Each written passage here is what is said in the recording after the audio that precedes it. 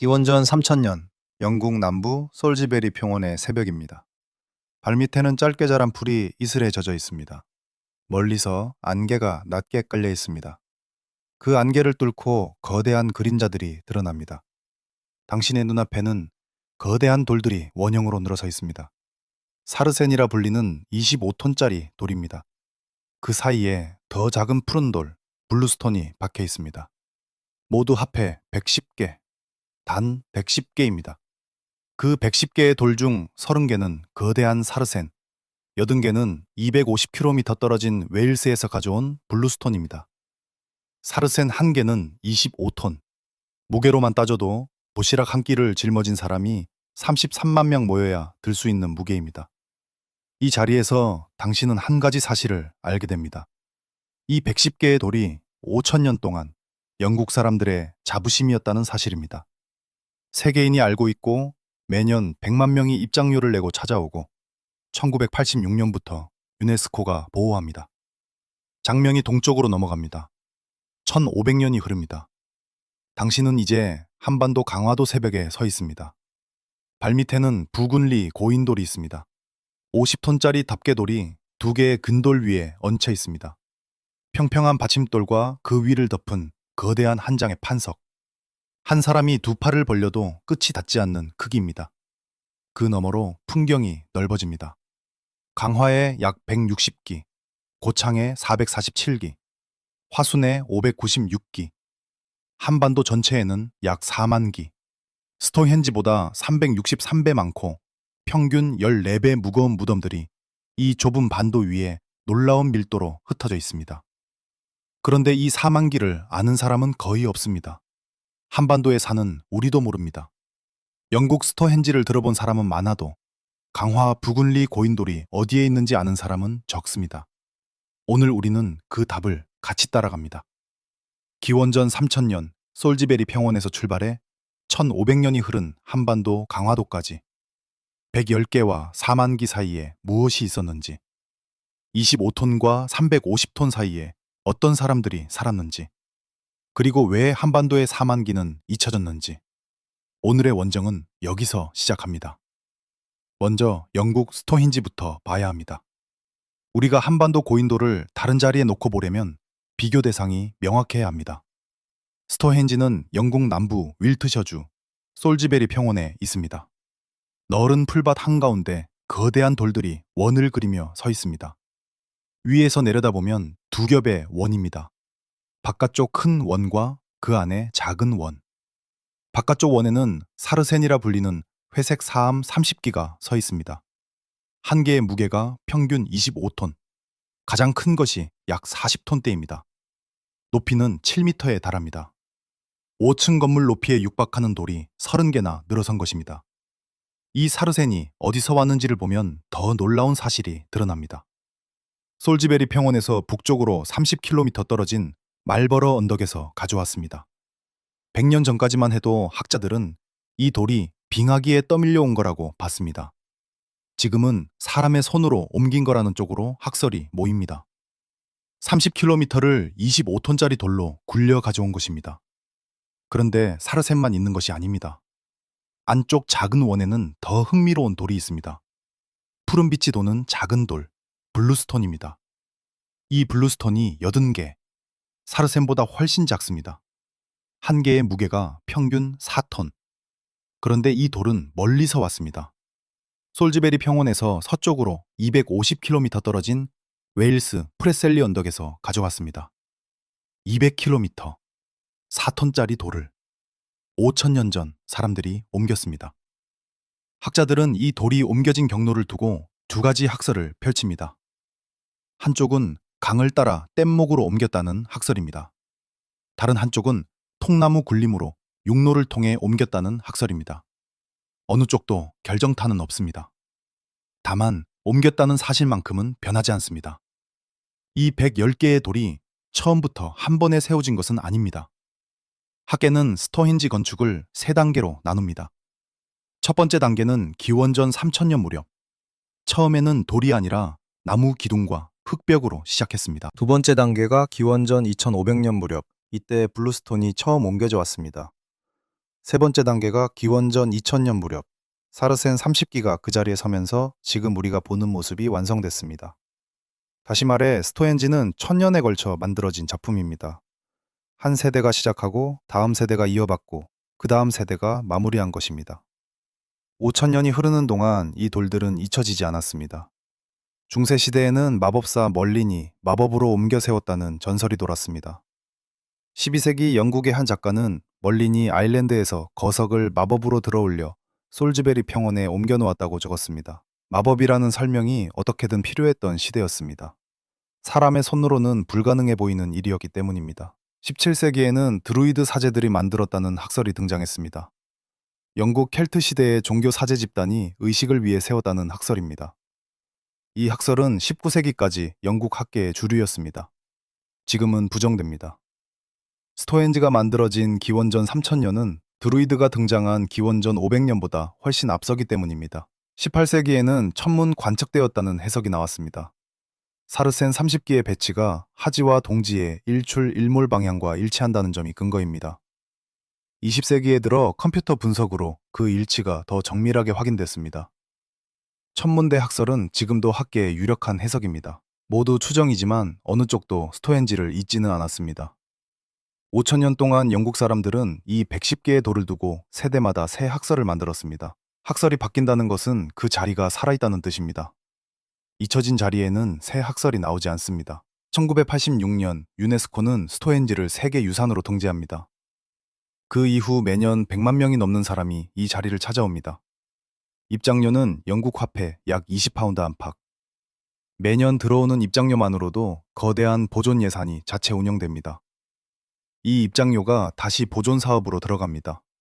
풀밭 정비, 안내판 교체, 발굴 추가 조사, 학술 연구 지원. 한번 자생력을 가진 보존 체계는 그렇게 굴러갑니다. 영국 정부가 따로 거대한 예산을 들이지 않아도 입장료만으로 보존 사업이 자체 운영됩니다. 그 나라 화폐와 우표에도 스토헨지가 새겨져 있습니다. 영국 학생은 학교에서 스토헨지를 배웁니다. 한국 학생도 영어 교과서에서 한 번쯤은 봤습니다. 다시 말해 5000년이 흐르는 동안 스토헨지는 영국인의 정체성 안에 들어와 있습니다. 한 시대의 기념물에서 시작해 한 민족의 상징으로 자리 잡은 것입니다. 110개의 돌, 25톤짜리 사르센 30개와 4톤짜리 블루스톤 80개. 1000년에 걸쳐 만들어진 한 세트. 5000년 동안 잊혀지지 않은 자부심. 자, 한 가지 짚고 가야 합니다. 110개라는 수량이 적다는 의미가 아닙니다. 5000년 전 사람들이 110개의 거석을 한자리에 세웠다는 것은 그 자체로 엄청난 일입니다.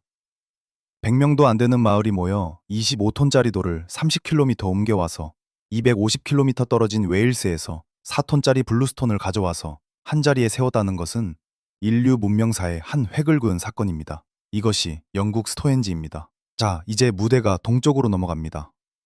우리는 1500년 뒤에 한반도로 갑니다. 한자리에 110개가 아니라 한 반도 전체에 4만 기로 갑니다. 기원전 1500년의 한반도, 청동기 시대가 시작될 무렵입니다. 이때부터 한반도에는 거성 무덤이 세워지기 시작합니다. 처음에는 한두 기, 다음 세대에 수십 기, 그 다음 세대에 수백 기. 그렇게 1200년 동안 세워진 거석이 약 4만 기에 이릅니다. 지금 우리가 가장 먼저 가야 할 곳은 강화도입니다. 강화군 두근리, 도로변에 거대한 돌이 한 채 서 있습니다. 처음 본 사람은 인공물이 아니라고 생각합니다. 너무 거대하기 때문입니다. 덮개돌의 길이가 7.1m, 폭이 5.5m, 무게는 50톤대, 받침돌은 2개, 그 위에 거대한 판석 한 장이 얹혀 있습니다. 학계는 이 형식을 탁자식 또는 북방식이라 부릅니다. 식탁처럼 두 다리 위에 한 장의 판이 얹혀 있는 모양에서 붙은 이름입니다. 부글리 고인돌의 정면을 보면 묘한 안정감이 느껴집니다. 두 개의 받침돌이 서로 안쪽으로 약간 기울어져 있습니다. 그 위에 얹힌 50톤짜리 판석의 무게를 두 받침돌이 정확히 나눠받고 있습니다. 4000년이 지난 지금도 그 무게 균형이 흐트러지지 않습니다. 청동기 시대 사람들이 무게 분산의 원리를 이미 알고 있었다는 시각 증거입니다. 부글리 고인돌만 있는 것이 아닙니다. 강화도 일대에는 약 160기의 고인돌이 분포합니다. 큰 것, 작은 것, 무리 지어 있는 것, 홀로 서 있는 것. 한 섬에 160기입니다. 강화군 하점면 삼거리에는 고인돌 군집이 있습니다. 강화군 양사면 인화리에도 고인돌이 있습니다. 강화 전체를 차로 한 바퀴 돌면 곳곳에서 고인돌을 만납니다. 한 섬이 한 거석 박물관입니다. 장면이 남쪽으로 내려갑니다. 다음 자리는 전라북도 고창입니다. 고창군 매산마을 일대. 이곳에는 더 놀라운 풍경이 펼쳐집니다. 약 1.8km에 걸친 좁은 골짜기에 고인돌 447기가 줄지어 있습니다. 거리당 평균 4m에 한 기씩. 사람이 걸어가다 보면 발에 채일 만큼 흔하게 늘어선 고인돌입니다. 고창의 고인돌은 형식이 다양합니다. 탁자식도 있고 바둑판식도 있고 그냥 덮개돌만 땅 위에 놓인 개석식도 있습니다. 마치 고인돌 박물관을 자연 그대로 옮겨놓은 듯합니다. 장면이 더 남쪽으로 내려갑니다. 화순입니다. 전라남도 화순군 도곡면. 이곳은 우리가 본 강화 고창보다 더 압도적입니다. 약 10km에 걸친 골짜기에 고인돌 596기가 분포합니다.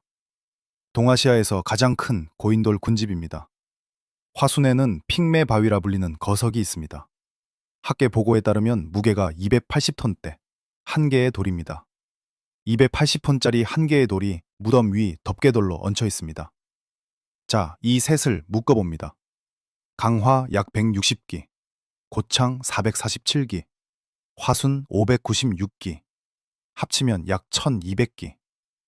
이 셋이 2000년 11월 29일 호주 케언스에서 열린 유네스코 회의에서 세계유산으로 등재됩니다.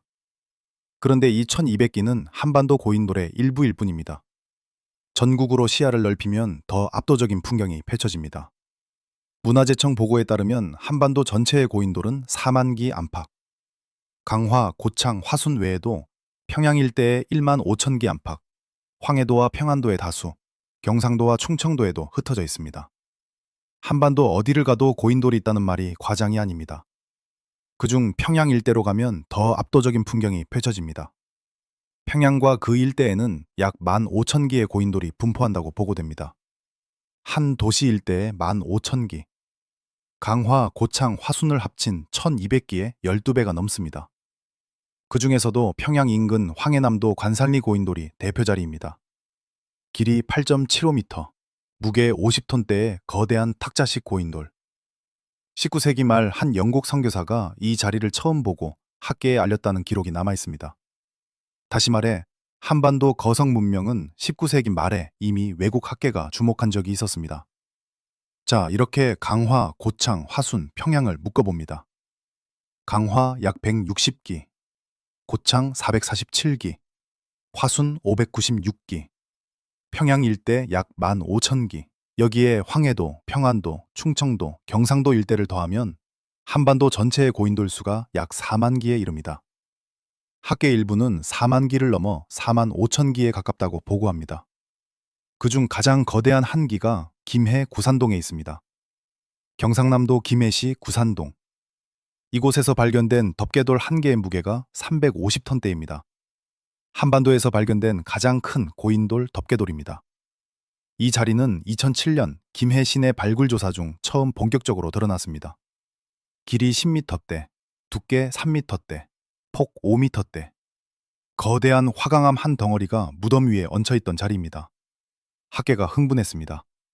한반도 최대 규모, 동아시아에서도 손에 꼽힐 규모. 정말 흥미로웠던 발견이었습니다. 스톤헨지의 가장 큰 사르세는 약 40톤대, 김해 구산동은 그 약 8배인 350톤. 평균 25톤짜리 사르센과 비교하면 14배 무겁습니다. 그런데 김해 구산동의 이름을 들어본 사람은 많지 않습니다. 영국 스톤헨지는 알아도 김해 구산동 350톤 고인돌은 모릅니다.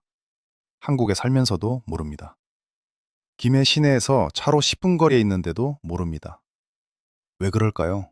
자, 두 거석 문명을 한자리에 놓고 비교해 봅니다. 외부 다큐 어디에서도 직접 비교한 적이 거의 없는 자리입니다. 먼저 시간입니다. 영국 스톤헨지는 기원전 3000년부터 기원전 2000년 사이에 세워졌습니다. 한반도 고인돌은 기원전 1500년부터 기원전 300년 사이에 세워졌습니다. 스톤헨지가 한반도 고인돌보다 1500년 더 오래됐습니다. 거꾸로 말하면 한반도 고인돌은 스톤헨지가 다 만들어진 뒤에야 시작됐습니다. 1500년이라는 시간을 짚어봅니다. 지금이 2026년이니 1500년 전이면 526년입니다. 신라가 우상국, 그러니까 지금의 울릉도를 정복한 뒤 14년이 지난 시점입니다. 백제가 한강을 잃은 지 50년이 지난 시점이기도 합니다. 그 정도의 시간차가 두 거성 문명 사이에 있습니다. 다음은 수량입니다. 스톤헨지는 110개, 사르센 30기 더하기 블루스톤 80기, 한반도 고인돌은 약 4만 기, 110과 4만의 비율은 약 1대 363. 한반도 고인돌이 스톤헨지보다 363배 많습니다. 여기서 한 가지를 짚고 가야 합니다. 스톤헨지는 110개가 한자리에 모여있는 단일 군집입니다.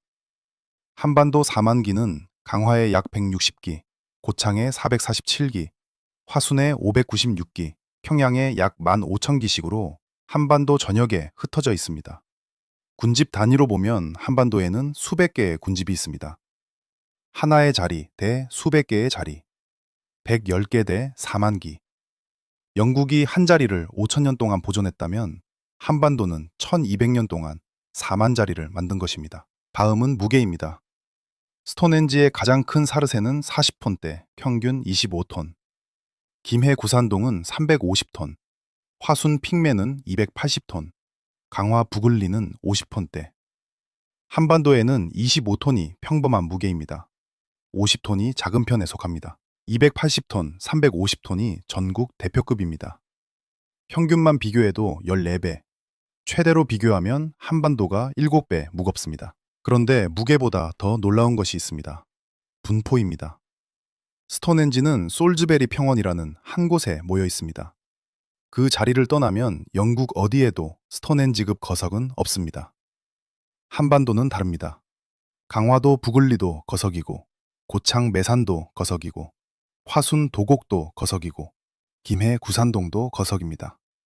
동서남북 어디를 가도 한 변두리에 고인돌이 있습니다. 한반도 자체가 하나의 거석군도입니다. 그렇다면 마지막 비교를 해야 합니다. 인지도입니다. 영국 스톤헨지는 1986년 유네스코 세계유산으로 등재됐습니다. 한반도, 강화, 고창, 화순도 2000년에 등재됐습니다. 14년 차이입니다. 그런데 인지도는 14년 차이가 아닙니다. 영국 스톤헨지는 매년 100만 명이 입장료를 내고 찾아옵니다. 그 나라 화폐와 우표에 새겨졌습니다. 영국 학생이 학교에서 배웁니다. 한국 학생도 영어 교과서에서 한 번쯤은 봤습니다. 한반도 강화 부글리에 매년 찾아오는 사람의 수치는 공개돼 있지 않습니다. 다만 강화 부글리 고인돌 주변에 입장료를 받는 시설이 없다는 것만큼은 사실입니다. 우리 학생이 학교에서 배우는 정도도 영국 학생이 스톤헨지를 배우는 정도에 미치지 못합니다. 유네스코 등재 시점도 비교해 봅니다. 영국 스톤헨지지는 1986년, 한반도 강화, 고창, 화순은 2000년, 14년 차이입니다. 14년이라는 시간은 짧다고 볼 수도 있고 길다고 볼 수도 있습니다. 다만 분명한 것은 영국이 먼저 등재했다는 것이 아니라 영국이 먼저 보존 체계를 갖춘 뒤에 등재했다는 사실입니다. 한반도는 등재 이후에 보존 체계를 갖추기 시작했고 그 체계는 아직 완성되지 않았습니다. 그래서 영국 화폐와 우표에는 스톤헨지가 새겨져 있고 한국 화폐와 우표에는 고인돌이 새겨져 있지 않습니다. 영국 학생은 스톤헨지지를 한 학기 동안 배우고 한국 학생은 고인돌을 1시간 동안 배웁니다. 이 차이가 5,000년 보존과 1,200년 만든 뒤 잊힌 차이입니다. 자, 한번 정리해 봅니다. 시간으로는 한반도가 1,500년 늦었습니다. 수량으로는 한반도가 363배 많습니다. 무게로는 한반도가 평균 14배 무겁습니다. 분포로는 한반도가 한 곳이 아니라 한반도 전체입니다. 그런데 인지도로는 영국이 한반도를 압도합니다. 363배 많고 14배 무겁고 한반도 전역에 흩어진 4만 기. 그런데 우리는 모릅니다. 외국인은 더 모릅니다. 그 답은 다음 두 자리에서 찾아야 합니다. 첫째, 어떻게 만들어졌는지. 둘째, 왜 잊혀졌는지. 먼저 어떻게 만들어졌는지부터 봐야 합니다. 350톤짜리 돌을 옮긴 사람들 이야기입니다. 350톤이라는 무게부터 다시 한번 생각해 봐야 합니다. 지금 우리가 도로에서 보는 가장 큰 트럭이 25톤 트럭입니다. 한 번에 25톤을 실을 수 있는 차입니다. 350톤은 그 트럭 14대를 동시에 실어야 옮길 수 있는 무게입니다. 현대의 크레인으로도 단일 작업으로 350톤으로 들어 올리는 일은 만만하지 않습니다. 대형 크레인 한 대로는 부족하고 2대 이상을 동원해야 합니다. 21세기 장비로도 그런 작업입니다. 그런데 김해 구산동의 사람들은 기원전 1000년 무렵에 그것을 했습니다. 트럭도 크레인도 없었습니다. 도르래도 없었습니다. 있는 것은 사람의 몸과 통나무와 밧줄이 전부였습니다. 자, 그 사람들이 그 일을 어떻게 했을지 따라가 봅니다. 먼저 채석장에서 시작합니다. 김해 구산동 고인돌의 덮개돌이 어디서 왔는지를 짚어봅니다. 학계 일부는 인근 산지에서 가져왔다고 봅니다. 그런 채석장 자리에 가보면 거대한 화강암 덩어리가 갈라진 흔적이 남아 있습니다. 화강암을 어떻게 쪼갰는지가 다음 자리입니다. 학계가 보고하는 한 가지 기법이 쐐기 분리법입니다. 거대한 바위에 일정 간격으로 구멍을 내고 그 구멍을 마른 나무 쐐기를 박아 넣는 방식입니다. 나무 쐐기에 물을 부으면 마른 나무가 물을 머금으면서 천천히 부풉니다. 부풀어 오르는 힘이 화강암을 갈라냅니다. 시간은 며칠, 결과는 1000년이 가는 거석. 자, 350톤짜리 덮개돌이 채석장에서 떨어져 나왔습니다. 이제 무덤 자리까지 1km 이상의 거리를 옮겨야 합니다. 학계가 추정하는 운반법은 통나무 굴림입니다. 먼저 옮길 길에 통나무를 일정 간격으로 깔아 놓습니다. 통나무 위에 거석을 얹습니다. 앞쪽에서 밧줄로 당기고 뒤쪽에서 통나무를 빼서 다시 앞에 놓습니다. 그러면 거석이 통나무 위를 굴러 앞으로 갑니다. 원리만 보면 단순합니다. 다만 실행은 단순하지 않습니다. 통나무 한 개가 들어갈 자리를 매번 미리 다져 놓아야 합니다. 진흙이나 모래에서는 통나무가 가라앉습니다. 비탈에서는 거석이 미끄러져 다시 내려갑니다. 한 사람의 실수가 전체 작업을 멈추게 합니다. 이 방법으로 5톤짜리 돌을 옮기는 데 필요한 인원을 짚어봅니다. 한 다큐멘터리 제작팀이 학생 시뮬레이션을 진행한 적이 있습니다. 5톤짜리 돌은 10명이 끌었습니다. 평지에서는요. 약간의 비탈에서는 36명이 필요했습니다. 가파른 지형에서는 70명이 필요했습니다. 흥미로운 점은 인원이 2배가 된다고 작업 속도가 2배가 되지 않는다는 것입니다. 사람이 많아지면 호흡 맞추기가 더 어려워집니다. 한쪽이 먼저 당기면 다른 쪽이 따라오지 못해 균형이 깨집니다. 그래서 거석 운반에는 호흡을 맞추는 구호가 필수였습니다. 노동요가 그렇게 시작됐다는 학설도 있습니다. 한 사람이 선창하고 수백 명이 받아매기는 구조입니다. 비례로 계산해보면 350호는 평지에서 700명대, 비탈에서 2000명대가 필요합니다. 1km 이상의 거리를 그렇게 옮긴다고 가정하면 한 번에 동원된 인력은 적게 잡아도 700명, 많이 잡으면 2000명대입니다. 기원전 1000년 한반도 마을 한 곳의 인구는 학계 보고에 따르면 100명 안팎이었습니다. 그 말은 한 마을 인구만으로는 350톤을 옮길 수 없다는 뜻입니다. 여러 마을이 동시에 동원돼야 합니다. 자, 여기서 한 가지 사실이 드러납니다. 김해 구산동 350톤 고인돌은 한 사람의 무덤일 가능성이 큽니다. 그것도 여러 마을 사람을 한 자리에 동원할 수 있는 권력자의 무덤입니다. 이런 동원 사례는 근대까지도 남아 있었습니다. 1970년대 한 학술 보고에 따르면 한 시골 마을에서 한 자리에 1000명이 모여 거대한 돌을 옮기는 일을 자체적으로 했다는 기록이 있습니다. 청동기 시대가 아닌 20세기에도 그런 일이 가능했다는 사실은 4000년 전 사람들이 그 일을 할 수 있었다는 짐작을 더 단단하게 합니다. 비파 형동검의 출토 분포를 보면 그 점이 더 드러납니다. 비파 형동검은 청동기 시대 한반도에서 가장 위세 있는 권력자가 가지던 무기 또는 의기입니다. 학계 보고에 따르면 그 비파 형동검이 거대 고인돌의 무덤방이나 주변에서 출토되는 사례가 다수 있습니다. 다시 말해 거대 고인돌은 일반 평민의 무덤이 아닙니다. 청동기 사회의 우두머리, 그 시대의 왕에 해당하는 인물의 무덤입니다. 그런데 한 가지 흥미로운 사실이 있습니다. 김해 구산동 같은 거대 고인돌이 일기 만들어지려면 700명에서 2000명이 동원돼야 합니다. 한반도 전체에 이런 거대 고인돌이 수십 기, 작은 고인돌까지 합치면 4만 기, 1200년 동안 4만 기를 만들려면 한반도 청동기 사회의 인구 절반 이상이 어느 시기든 거석 운반에 매여 있었다는 결론이 나옵니다. 다시 말해 한반도 청동기 사회는 거석 운반에 익숙한 사회였습니다. 한 마을의 일이 아니라 여러 마을이 동시에 움직이는 일, 한 세대의 일이 아니라 여러 세대가 이어가는 일. 자, 이제 다음 질문이 남았습니다. 그렇게 거대한 인력을 들여 만든 4만기의 무덤. 그 거대한 자리가 정말 무덤이었는지 아니면 다른 무엇이었는지가 학계 토론의 출발점입니다. 학계는 그 답을 두고 지금도 토론합니다. 먼저 형식부터 정리해야 합니다. 한반도 고인돌은 한 가지 모양이 아닙니다. 학계는 크게 네 형식으로 나눕니다. 첫째, 탁자식. 다른 이름으로 북방식이라 부릅니다. 두 개의 받침돌 위에 한 장의 거대한 판석을 얹은 모양. 식탁처럼 두 다리 위에 한 장의 판이 얹혀 있어 탁자식입니다. 강화 부글리, 황해도 관산리, 평양 일대의 고인돌이 이 형식의 대표입니다. 둘째, 바둑판식. 다른 이름으로 남방식이라 부릅니다. 여러 개의 작은 받침돌 위에 한 장의 덮개돌이 얹혀 있고 받침돌 사이가 막혀 있는 모양. 고창과 화순 일대 고인돌이 이 형식의 대표입니다. 셋째, 개석식. 받침돌이 거의 없거나 보이지 않고 덮개돌 하나가 땅 위에 얹혀 있는 모양. 한반도 남부에 가장 많이 분포합니다. 넷째, 위석식. 덮개돌 주변에 작은 돌들이 둘러있는 모양. 비교적 드뭅니다. 이렇게 네 형식이 한반도에 동시에 존재합니다. 그러면 자연스레 한 가지 의문이 생깁니다. 이 다양한 모양이 모두 같은 목적, 즉 무덤이었는지가 학설의 갈림길입니다. 이 갈림길에 대해 학계는 세 학설을 제시합니다. 첫 번째 학설은 무덤설입니다.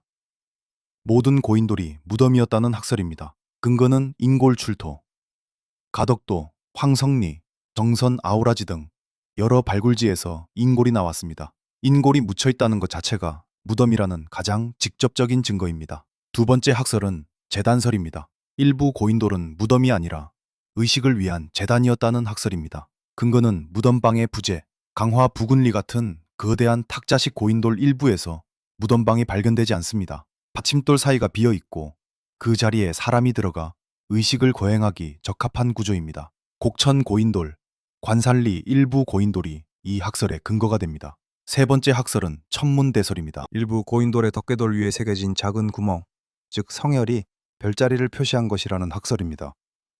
근거는 평양 인근 귀일리 고인돌과 충북 청원 아드기 고인돌입니다. 아드기 고인돌의 덮개돌에는 60여 개의 작은 구멍이 새겨져 있습니다. 이상하게도 이 구멍들이 단순한 장식으로 보기에는 배치가 너무 정연합니다. 학자들도 처음에는 당황했던 자리입니다.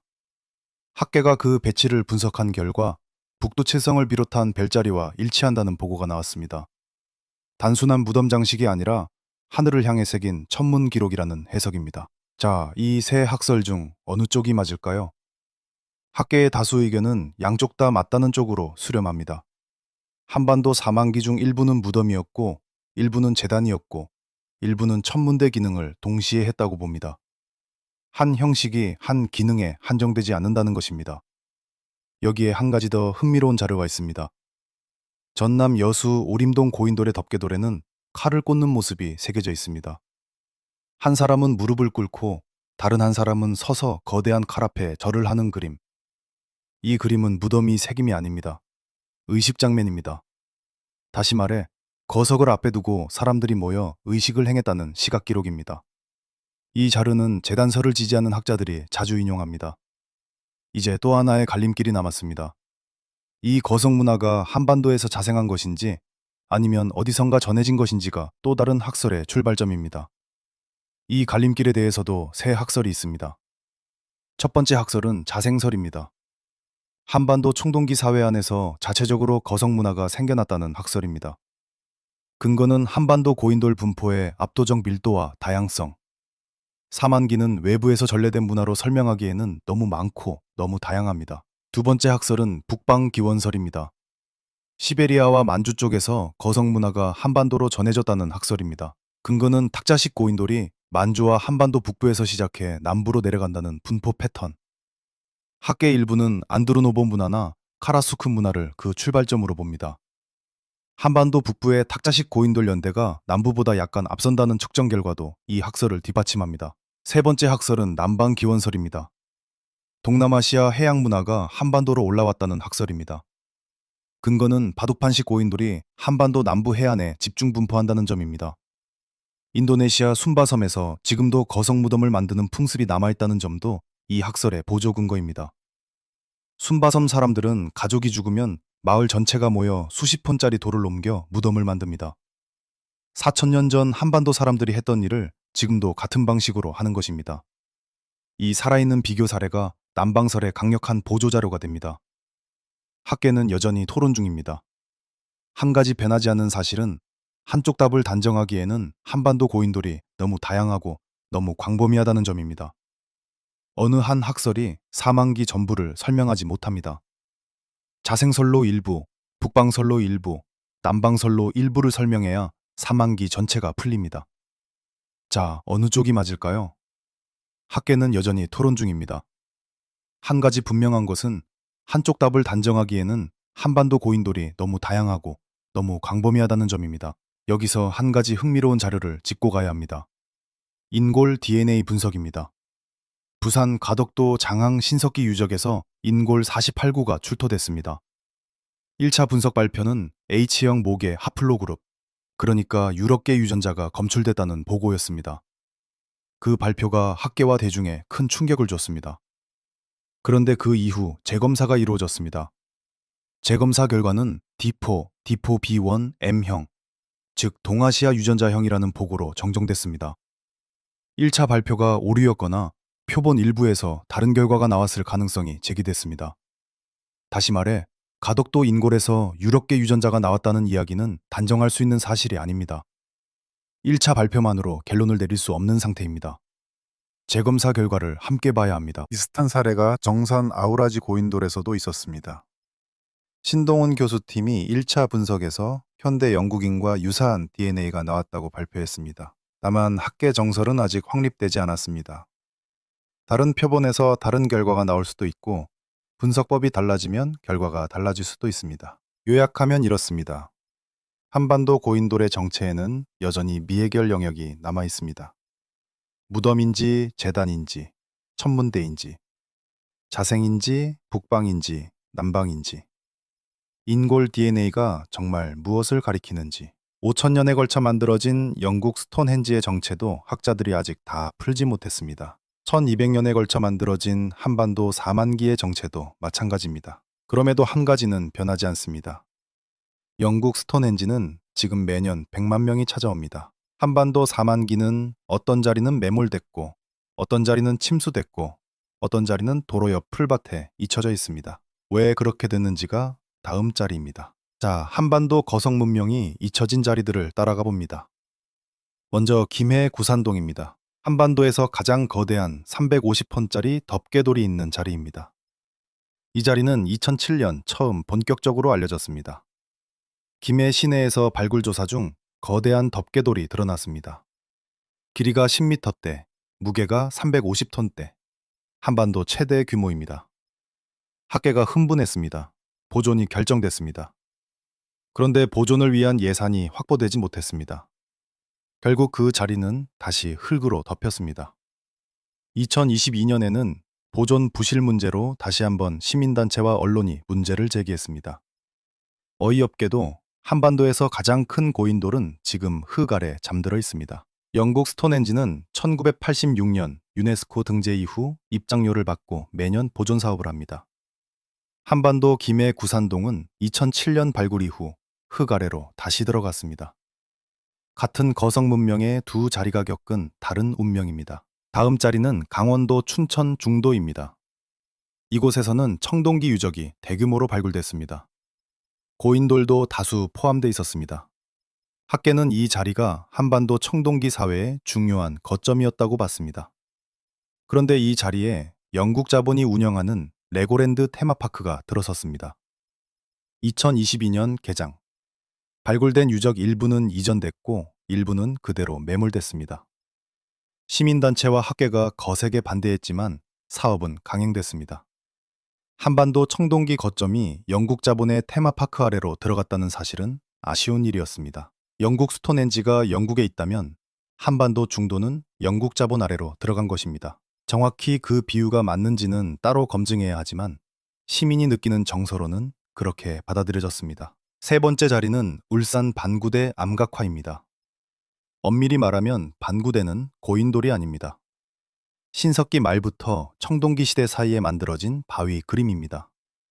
다만 거성 문명이 남긴 또 하나의 자료라는 점에서 같은 자리에 놓고 봐야 합니다. 반구대 암각화에는 고래잡이 장면이 새겨져 있습니다.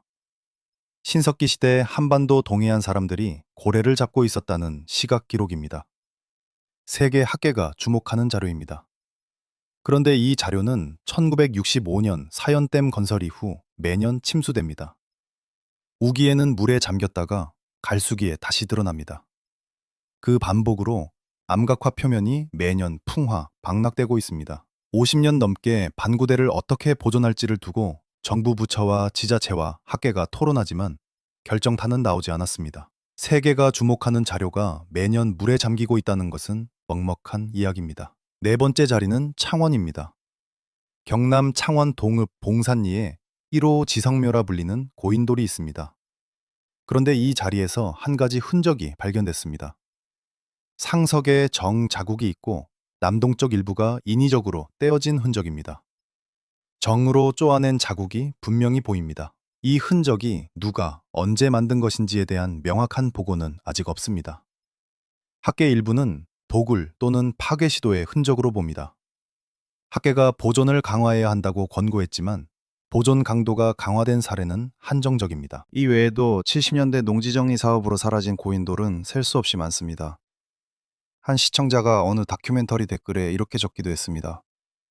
어릴 적 자기 동네에 고인돌이 20개쯤 있었는데 아파트와 주택을 짓는다고 다 깨서 없앴다는 이야기입니다. 이런 이야기가 한반도 도처에 있습니다. 자, 다시 영국 스토헨지로 돌아가 봅니다. 영국 스토헨지 사르센 30기와 블루스톤 80기. 5,000년 동안 단 한 번도 매몰되지 않았습니다. 1986년 유네스코 등재 이후로는 보존 사업이 더 강화됐었습니다. 매년 100만 명이 입장료를 내고 찾아오면 그 입장료가 다시 보존에 들어갑니다. 한 번 들어선 보존 체계는 자생력을 가지고 굴러갑니다. 한반도 4만기, 그중 강화, 고창, 화순 1200기는 2000년 유네스코 등재로 어느 정도 보존 체계가 들어갔습니다. 그러나 나머지 약 38,800기는 아직도 도로 옆 풀밭에, 매산마을 골목에, 김해 구산동 흙 아래에 흩어져 있습니다. 어느 자리는 보존되고, 어느 자리는 매몰되고, 어느 자리는 침수되고, 어느 자리는 정으로 쪼아져 있습니다. 이것이 363배 차이의 두 번째 의미입니다. 영국은 110기를 5,000년 동안 한자리에 보존했습니다. 한반도는 4만기를 1200년 동안 만들었지만 5,000년 동안 보존하는 데에는 실패했습니다. 그래서 우리는 한반도 4만기를 모릅니다. 영국 스토헨지는 알고 한반도 강화 부근리는 모릅니다. 김해 구산동 350호는 흙 아래 잠들어 있고 우리는 그것이 거기 있는지조차 잘 모릅니다. 기원전 3000년 솔즈베리 평원에서 출발한 오늘의 원정이 한반도 김해 구산동 흙 아래에서 멈춰섭니다. 110개와 4만기, 1500년 시차, 14배 무거운 돌, 363배 더 많은 자리. 그러나 5000년 보존과 매몰된 보존의 차이. 학계는 한반도 고인돌의 정체를 두고 여전히 토론합니다. 무덤인지 재단인지 천문대인지 자생인지 북방인지 남방인지 인골 DNA가 무엇을 가리키는지 어느 답도 단정되지 않았습니다. 영국 학계도 마찬가지입니다. 스토헨지의 정체를 두고 5,000년 동안 토론했고 지금도 토론합니다. 다만 영국은 토론을 이어갈 자리가 그대로 남아 있습니다. 한반도는 일부 자리가 흙 아래로 들어갔거나 물 아래로 잠겼거나 풀밭 옆에 잊혀져 있습니다. 그 답은 아직 강화도 부근리 풀밭 아래, 화순 596기 산자락 아래, 김해 구산동 매물지 아래에 잠들어 있을지도 모릅니다. 누군가가 다시 그 흙을 걷어내고 다시 그 자리를 정비하고 다시 그 자리에 사람이 모이는 날이 와야 우리는 그 답을 듣게 될 것입니다. 오늘 우리는 그 답을 다 듣지 못했습니다. 다만 두 자리를 같이 봤습니다. 솔즈베리 평원 110개와 한반도 4만기. 한 자리는 5,000년 동안 자부심이었고 다른 자리는 1500년 늦게 시작해 4만기를 만든 뒤 잊혔습니다. 다음 편에서 우리는 화순 596기 답사기를 따라갑니다. 동아시아에서 가장 큰 고인돌 군집. 그 596기 사이에 어떤 사람들이 살았는지, 그 흙 아래 어떤 이야기가 있는지 같이 따라가 봅니다. 오늘의 원정은 여기까지입니다.